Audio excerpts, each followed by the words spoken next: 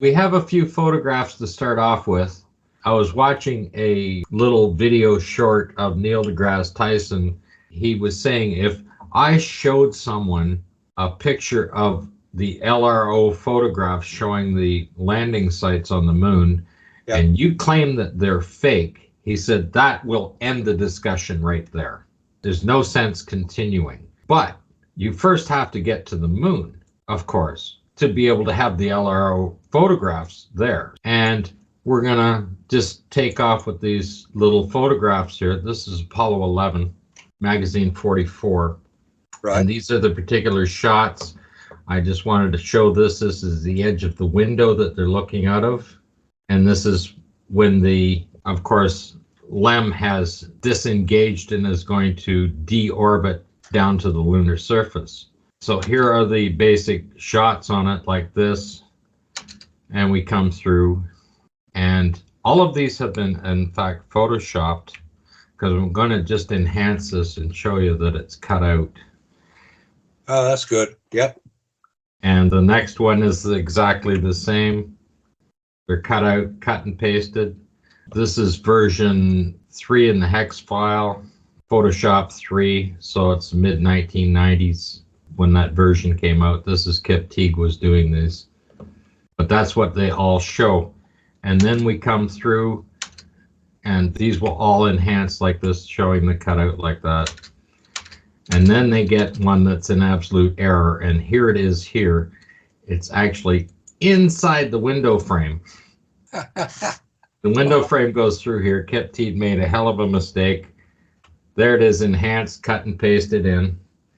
And like I say, I normally don't modify photos just the way they are. So even with this one, not modified in any way, shape, or form, that's it in its actual thing, and it's showing sitting inside the window just the way it was cut and pasted.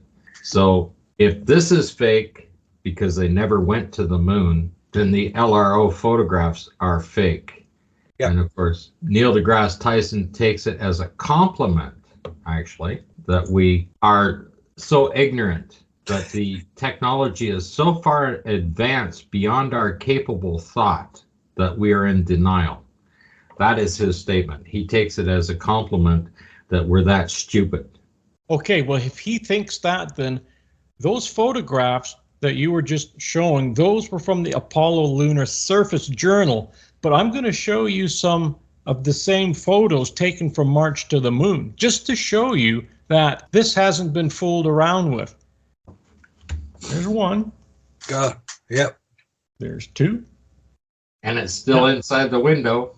See, here it is here. Look, it's inside the window, right in the middle of the window frame. And then let's look at the cutout. Look at this cutout here. Somebody has used scissors and cut this whole thing out, everything. But there's something that is interesting. When you come to this other one, you'll notice something that I thought was quite interesting. Let's follow the cutout on this one. There, look at that. There's your cutouts there, right? Same thing. So then it comes down here, goes around the leg, comes back up, goes around here, comes... Oh, wait a minute. How come it doesn't include this light beam here? Because it's added. That's right. And you want me to show you how easy it is to add these little light beams on here? You go like this. Pop this open. See, there's a nice little light bee up there. Just go to effects up here. Now we'll just put one in there. How many do you guys want? 1, 2, 3, 4, 5. Light rays. Let's have a look here.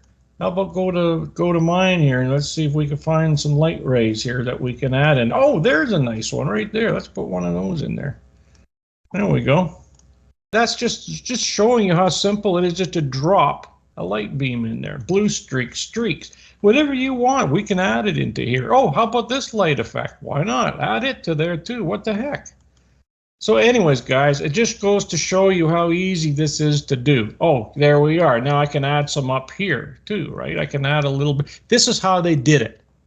So we're just giving you a little lowdown on how they did this. And because this was done with film photography, that's what an optical printer was for, so they could add these in on an overlay. And we've shown that many, many times how they did that. The fact that Neil deGrasse Tyson is a theoretical physicist and he doesn't work with anything factual. He keeps claiming this technology that took us to the moon is so far advanced that we can't understand it, that we're in denial, right? And he takes that as a compliment. Well, why doesn't he get off his damn ass, pick up the phone, call Elon Musk and say, why have you been screwing around for 20 years? I'll come down and show you how it's done. Him and Brian Cox and the bow tie guy, they can all go down there because they have all the answers on how to get through the radiation. They know all about the shielding. They know all about the dimensions that it takes to contain a pressurized craft in space. They know all about the vacuum seals. They know all of the technical communication things to get through the scintillation of the electromagnetic radiation that will literally block the transmission, right? They have all that figured out because he says that we don't understand it, but he does.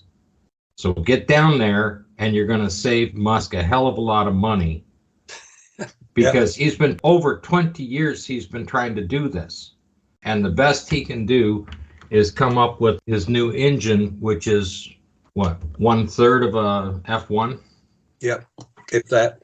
Gotta have Well, the new methane ones he claims are 500,000 instead of 1.5 million, so 1/3 of the thing. And that'll take us into our next little segue. The comparison between this rocket and the Apollo launches are very similar in a lot of respects. Their time to low Earth orbit is approximately 10 minutes for both. Very, very equal. The first stage of the Starlink was just around 60 kilometers or about 40 miles off the surface when the first stage finished at about 2 minutes and 35 seconds. And Apollo was in the same range within a mile or two, and 2 minutes and 42 seconds was the first stage, right? So only a few seconds apart and only a few miles apart. So they're launching at about the same speed. Both of them had a final burn. Their final burns ended at about 10 minutes when they reached low Earth orbit. The Falcon 9 went to 153 kilometers and then dropped down to 151 kilometers, so you're about 90 miles when it reached its orbital speed, and that's about 10 minutes in. Apollo is doing the same thing. They got up to about 100 miles. They actually burnt the third stage for a couple of minutes to finish off to end up at 115 miles off the surface. So that's the only difference, but it was using the third stage. So the first and second stage of the Falcon 9 is very, very close, within a few seconds of everything happening between an Apollo and the Falcon 9 rocket. Falcon 9 rocket has 9 engines. Apollo has 5. The 9 engines give 4.5 million pounds of thrust to lift it off the same. Apollo is sitting there at 7.5 million pounds of thrust on its 5 engines. Now here's the difference, is the payload. Falcon 9 was lifting 23 Starlink satellites. The 23 satellites is approximately 20 tons of payload. Apollo was 140 tons. So those 9 engines are lifting at the same rate. One of them is fake. One of them could not have the payload. Like if the Falcon 9 is accurate, which it should be in this day and age, you got 4.5 million tons of force lifting 20 tons of payload to 90 miles in 10 minutes. At 7.5 million tons, how do you lift 140 tons? Hang on, 7.5 million pounds. Pounds, feet, yes, of thrust. And now you're lifting 140 tons. For the Falcon 9 to lift 140 tons, it would need 63 engines. Which it didn't have. No, but it's only lifting 20 tons. But it's got 4.5 million pounds of thrust, lifting 20 tons. And Apollo is lifting 7 times that, with only 3 million more foot-pounds of thrust, but 7 times the force. So one of them is fake, or one of them did not have the tonnage. If you got that in a Falcon 9, it would go up there in less than half the time with the amount of weight that it's lifting compared to If Apollo is real, if it's lifting that much weight, then this thing should have gone up because it's got, what, 65% of the thrust of an Apollo engine, a rocket, right? Like the liftoff, everything, that 10-minute timeline to orbit, the first stage, the distance, the height, the speed, everything is so close matched to an Apollo rocket. How can one be only lifting 20 tons and the other one lifting 7 times that much? Very good point. So one of them is fake. I wonder which one. We don't need to guess which one. No, that's true. We don't. We see in the comments, people are saying, oh, the technology, the new technology, and it's better in this, and we're going to end up on Mars, and you name it, right? Yeah. Well, guess what? The new technology that you're looking at is a liquid burning engine. The engine design is identical for the last 100 years. When you look at the engine design, it's virtually unchanged.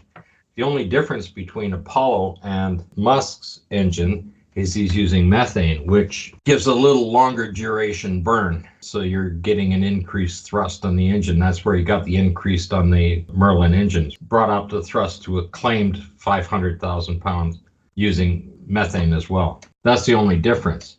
But these people are saying everything's so advanced, nothing is compatible with the old technology. Why in the hell can you put a new technology rocket on a launch pad that's designed for old technology rockets? They launched this thing at Cape Canaveral. Yeah, the same thing. So it has to match the technology of that launch pad. You're right, yeah. And that's the one we did the overview in the other video, right? The recording. That's where it was launched from. Yeah. People are desperate to have the old technology fail because the new technology is so much better that it's going to go much quicker. It's not. It's the same technology. It's not rocket science, as we keep saying. The technology doesn't matter. It's physics that we're looking at here. How much energy does it take to move a certain weight, a certain height, and a certain distance? The calculations are the same, whether it's Apollo, whether it's Falcon, whether it's Soyuz, it's the same thing. Well, that's where Neil deGrasse Tyson says we don't understand that. He has to say that because he has to prove himself right. Doesn't mean to say we're wrong. It means he's got to prove us wrong by denigrating what we're doing. That's not science. That's politics. Exactly. Well, the thing is he's actually got hundreds of videos out trying to discredit us. Yeah, of course he is. He has to. That's his job. But he doesn't say anything of any technical value to back up anything he has to say. Yeah. The problem I have with him, there's nothing wrong with being a theoretical physicist and having a very good imagination. However, to sit and call the rest of the population complete idiots if we deny the moon landings. We are factualists. We deal with facts. That's all we do. We don't have the imagination that he has. But he has a responsibility to the public because when he speaks, people believe him. Yeah. And that puts him in the role as an educator. And when he's educating a young population into these beliefs for whatever political gains that the U.S. might have that he's supporting, he's doing an absolute detriment to society in general. He must accept that responsibility that he has the power to influence people at the level he can influence people at. And he needs to personally accept that. If he wants to understand it, he needs to look at us. He needs to talk to us and gain an understanding of what reality is, because he does not live in the real world as a theorist. He doesn't have the technical skills or ability to design any of these machines. Absolutely not. It's not in his field. He wasn't trained in it, and he doesn't have to be. And the thing about a theoretical physicist, nobody can argue with him because it's his own imagination. You can't tell him that his imagination is wrong. If he believes in the universe that certain things are the way they are, nobody can go there and look and see that he's right or wrong. That's the biggest thing. He can't compete with us because he hasn't studied it. Certainly not to the extent that we have. He hasn't read the documents. He hasn't looked at the photographs. he hasn't looked at the technology that currently is available. He's saying that past technology was so amazing that we just simply don't understand it. Well, where the hell is it? The only place it is now stored is in his imagination. Well, it should be easy for him to be able to turn around to us and say, this is why it works. Look at this document, look at this illustration, look at this film. That's what he should be able to do. It shouldn't be difficult to make us look idiots if we've got it wrong. But we haven't got it wrong. This is the problem he has. He can't admit that we might be right, because then his whole empire crumbles into bits of dust. If we are so wrong about what we're saying, it should be very simple for him to show us up in about 2 minutes. Well, he doesn't need to show us up. He needs to go and get these rockets off the ground. Well, that would help. Yes, it would be good to get them off. Why doesn't he just pull up to NASA and say, well, what do you need any assistance from Musk or Bezos or anybody else? I'll show you how it's done. I've got all the old technology. I understand it. Here it is. This is how you do it. No, he can't do that. None of them can. Yeah, they can't. And like I said, the latest and greatest technology coming out there is 90 miles off the surface for his little Starlink project. It's very strange, isn't it? It's very strange that continually attack what we're saying without putting in the reality. I mean, what we do is we say, this couldn't happen for these reasons. And we discuss it because you've got the basic data. And when it comes to the photographs, we can look at the photographs and we know what is supposed to happen. And what we see happening is something different from reality. Therefore, if it's different from what reality says it should be, it's a reasonable assumption to make that there is some trickery going on or some fakery going on. Exactly. And the photographs we just showed, I mean, just copy and pasted the image on. Yeah. It was that famous comment by Richard Feynman at the end of the Challenger inquiry. Nature cannot be fooled. You can't fool nature. You can have the best PR, the best advertising, the best commentators you can think of. Nature cannot be fooled. What do they plan on doing about it to prove us wrong? Where are they going to come up with this technology? Where are they going to come up with a propulsion system that is superior to anything that's out there now?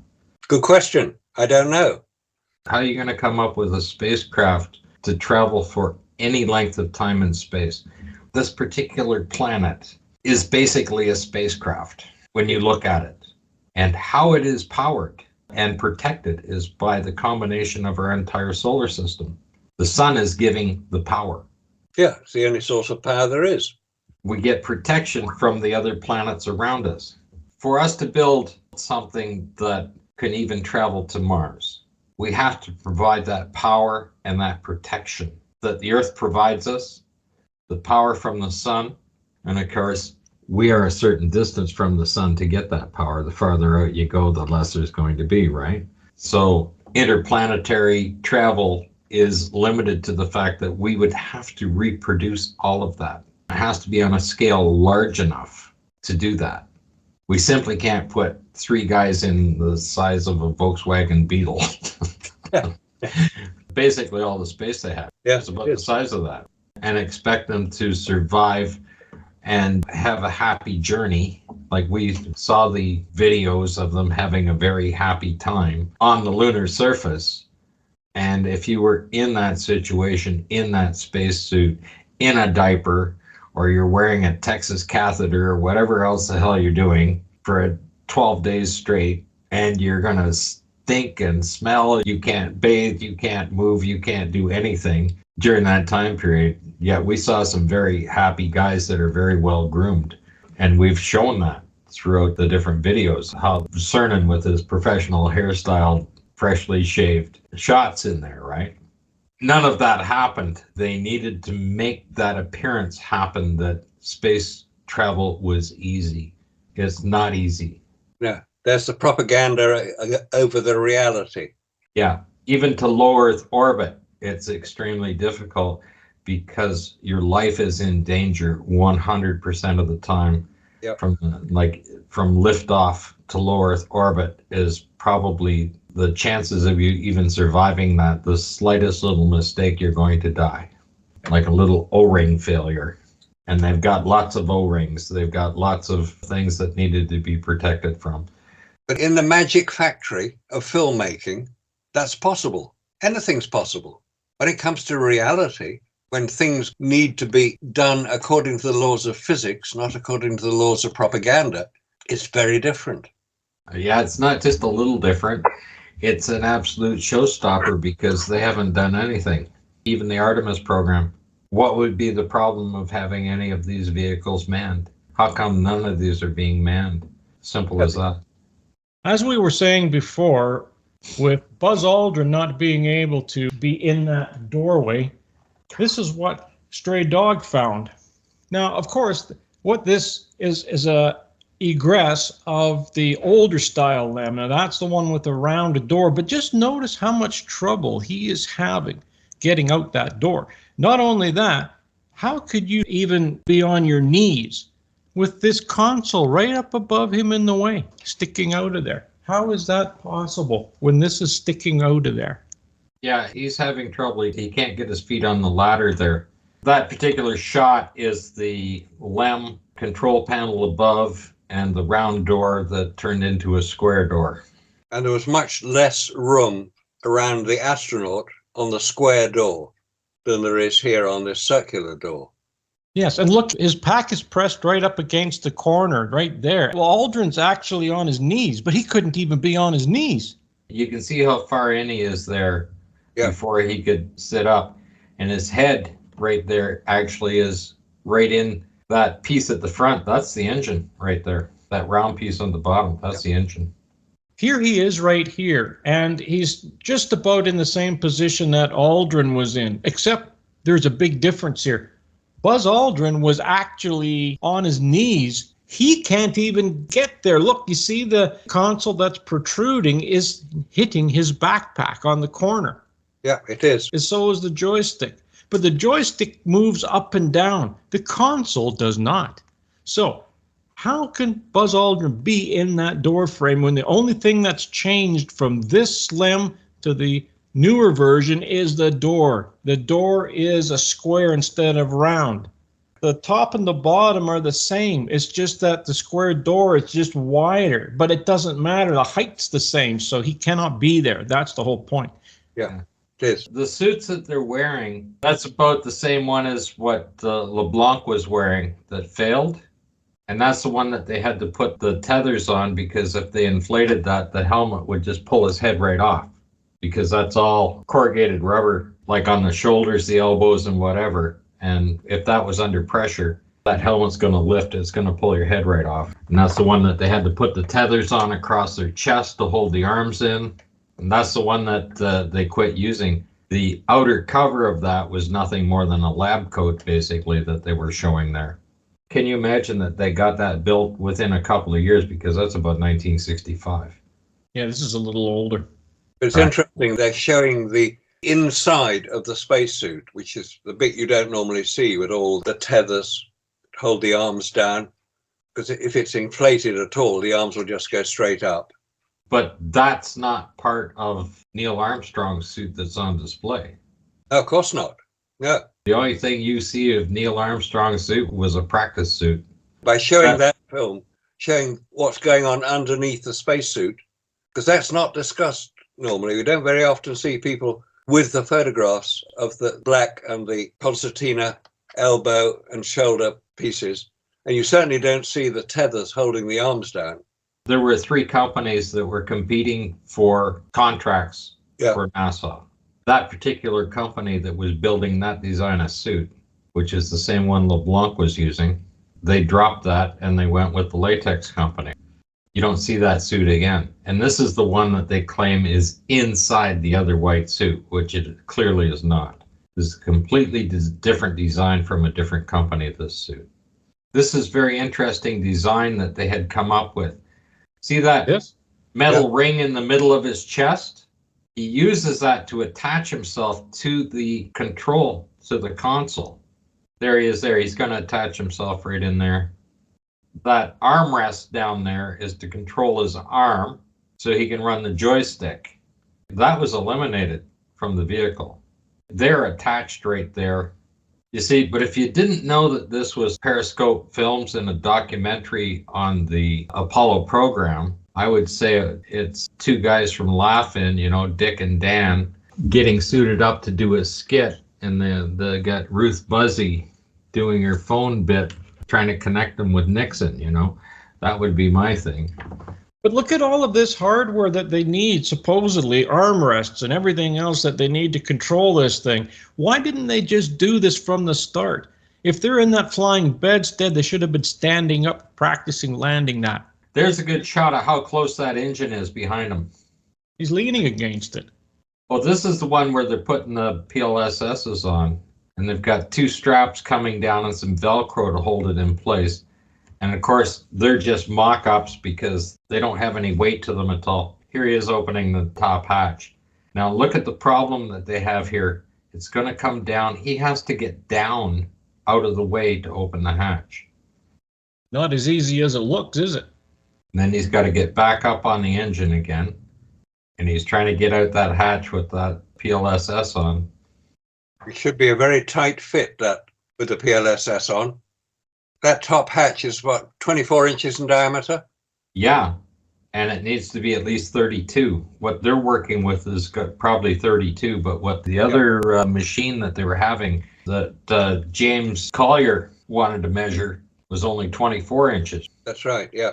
This is just one of their simulators. Now he has to stand up higher to peek out because his head still is not above the roof line yet. The outer hatch is a foot down from that. So they figured out this isn't going to work too well. So back to the drawing board. That doesn't look like they were anywhere prepared to go anywhere or do anything. This one here always gets me, though, when these guys are trying to go out that door with this console in the way. It's just nuts. Yeah. To think he can be on his knees, face up vertically. I mean, you just can't do it, as you can see. And these people will say, oh, yeah, well, it's a square door. Well, it's the same height. The door is just a little wider this way, not up and down, you know. Oh, my God. You can't do it. And by the way, Trevor Weaver and his neighbor, they set this up in the garage with plywood and everything else in there and tried to put backpacks on and do these type of things. And they couldn't do it either. And I mean, this goes to show you they couldn't do it. These guys can't do it. So what do you think's going to happen when they get to the so-called moon? They're not going to be able to do it either. And therefore, Buzz Aldrin is not going to be standing in that doorway on his knees like that with a backpack touching the frame of that door. Not going to happen. I'm sorry. No, it's not. You're quite right to point that out. You imagine with the hose connections you have to have and you're laying down on top of them, if you broke one of those connections, you're just dead.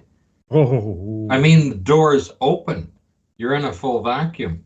And there we go with the overcoat. See, there's the overall that goes on there, that white coating that goes on to this suit. In the other suits, they had the red and white and blue hose connectors in the front, which means that that white suit had to be cut to fit those holes and then stitched, which you can see these ones are not.